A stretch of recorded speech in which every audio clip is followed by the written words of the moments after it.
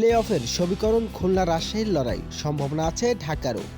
Bangladesh premier league বিপিএলে এবার আসরের প্রথম 3 পর্ব শেষ হয়েছে, যেখানে খেলা হয়েছে ঢাকার সিলেট চট্টগ্রামের 3 ভেন্যুতে।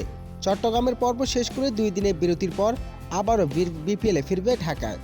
ঢাকা ও সিলেটের অপরাজিত থাকা রংপুর রাইডার্স চট্টগ্রামে এসে আসরের প্রথম হার সুবাদ পেয়েছে।